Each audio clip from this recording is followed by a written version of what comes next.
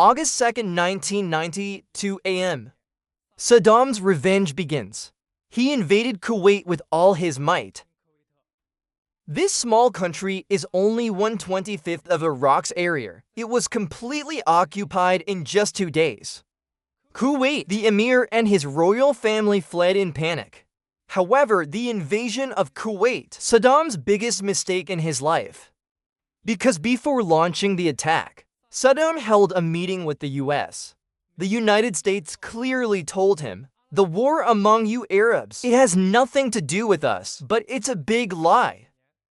The US just wanted to lure Saddam into a trap, not caring about the Kuwaitis. But hope! This permanently deployed troops to Arabia, building a base.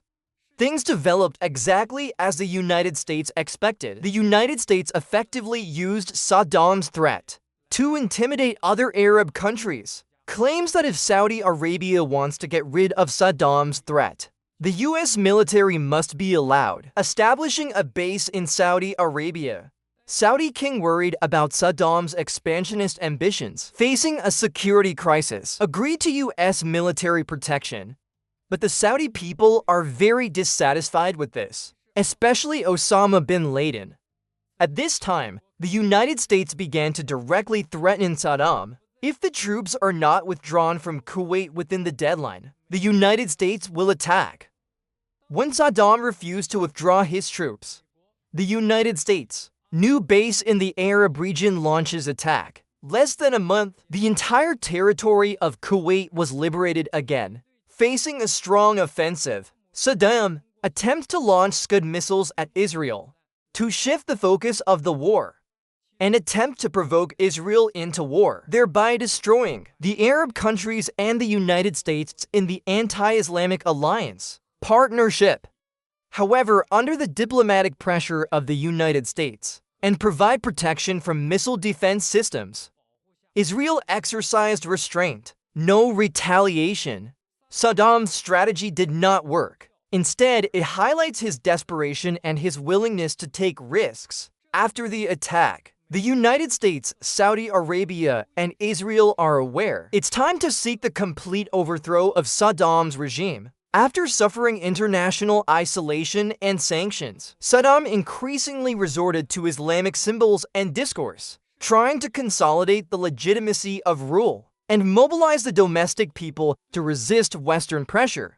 He ordered adding the word Allah to the Iraqi flag, strengthen religious education in schools, limit drinking, etc.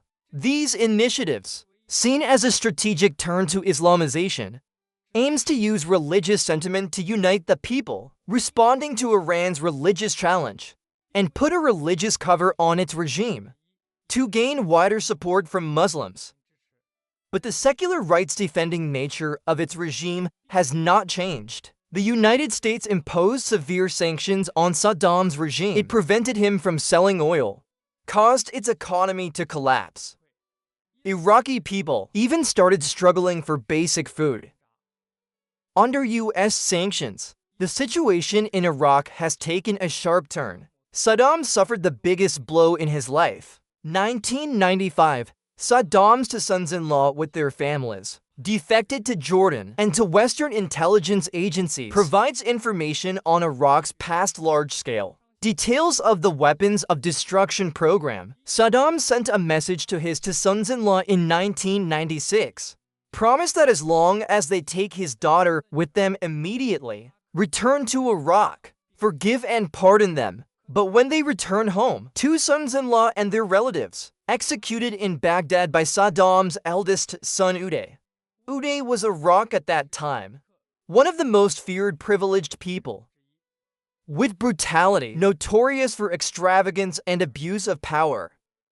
He controls important media and security agencies. Torture and kidnapping are often used, dealing with real enemies and ordinary people. His extravagant lifestyle and luxury cars are also well known. As we all know, the evil deeds of the Ummah have made it notorious. Saddam was sometimes forced to restrain his behavior, but he is still Saddam's regime, part of the reign of terror. Saddam also often used the son. Do the dirty work that you are not comfortable doing. The task of executing the two sons-in-law was given to Wu Dai after the September 11, 2001 terrorist attacks. Despite the lack of reliable evidence against Saddam Hussein linked to the attack, the Bush administration still listed Iraq as evil center country and focus on the accusation it is still secretly developing weapons of mass destruction and pose a threat to the United States. 2002 to early 2003, UN weapons inspectors returned to Iraq. A lot of inspections were done, no inventory or active plans found, and reported improved cooperation from Iraq. However, the government insists that Saddam was deceiving the inspectors and based on flawed or exaggerated intelligence in failing to obtain, with explicit authorization from the UN Security Council, Decide on the animal. President Bush announced on television in March 2003, Saddam and his two sons leave Iraq within 48 hours. Otherwise, the United States will attack. Of course, Saddam was threatened by the superpowers, still clinging to his seat of power. The United States and its allies then launched a full-scale offensive. Thousands of bombs were dropped on Iraq. Saddam was extremely weak at this time. The US military took only 1 month. They occupied all of Iraq. See this scene. Saddam and his two sons began to flee, hiding in different places. July 22, 2003, the US military surrounded Uday and Qusair based on intelligence, hiding Villa in Mosul. After refusing to surrender, fierce exchange of fire broke out between the two sides.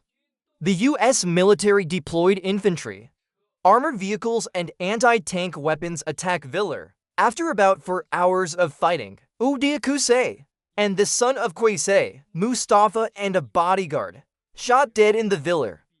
After months of intelligence gathering and intensive interrogation of his support network, US troops in Saddam's hometown on December 13, 2003, Dawar town near Tikrit, locked a farm, and in a hidden cellar, Saddam was captured. 1 year later, Saddam was brought before cameras around the world, tried in an Iraqi court. The world was surprised to find the powerful and arrogant Saddam, but a man with a white beard. Frail old man. However, when the judge asked the old man's name, Saddam replied that the whole of Iraq, even the whole world, knows my name. I don't need to tell you. This means that even if you lose everything, Saddam still refuses to surrender. He repeatedly told the judges, "You're not a judge, but an agent of the United States," even laughed at them. Saddam Hussein was punished for his crimes by the courts, once again becoming a hero in the eyes of some people in the country. In 2006, the court finally sentenced Saddam to death. Hearing the death sentence, Saddam did not cry or beg. Instead, he started shouting a loud slogan against Israel and the United States. Repeated shouting slogans in support of Palestine and Muslim rights. Saddam's last wish. They were shot like soldiers. But this request was rejected. A few days later, he was hanged in front of the whole world. After overthrowing Saddam, the United States believes that Iraq, it will become a peaceful country, but the reality is far from that. US troops killed hundreds of thousands of people in Iraq, re-stimulated the domestic industrial faction conflict with the Senate. The biggest mistake is US Army decision to disband Iraq's army and security agencies, and the policy of de-Baathification due to radicalism and subsequent management chaos, resulting in the evacuation of a large number of unemployed and angry soldiers, providing a breeding ground for anti-US armed rebellion. At the same time, the fall of Saddam's regime and the power vacuum. It also provides a platform for international organizations, including branches of Al-Qaeda and homegrown extremist groups entering Iraq, and took advantage of the discontent of the Syrians to create conditions. These former regime members, Syrian tribal armed forces, indigenous resistance forces, and extremist jihadist groups, together they form a complex anti-American insurgency. The various factions have different motivations and ideologies. Relationships are complex and sometimes conflicting. The United States uses lies as an excuse. Waged war on Iraq, a war that killed millions of civilians. This is now an international consensus. Bush's war. It's a huge mistake. The rise and fall of Saddam, like a heavy two-sided mirror, reflecting the tragedy of power expansion, the cruelty of the garden game, and the great suffering that the war brought to the people. His rule brought a brief period of modern prosperity, but also because of dictatorship, invasion, and oppression led to its eventual destruction. Its fall did not bring the expected light. Instead, due to the mistakes of external intervention, the intensification of internal conflicts, the country is further divided. This history of blood and fire is a profound warning to us. Anything based on lies, the road of power with violence as a mirror, will eventually collapse. Radical external intervention, often sowing the seeds of greater chaos. He heralded peace, the inestimable value of tolerance and independent development. Today, the Iraqi people are standing on the ruins of history, still tenaciously seeking national reconciliation, national reconstruction, and true independence. May this ancient and tenacious land learn wisdom from past pain.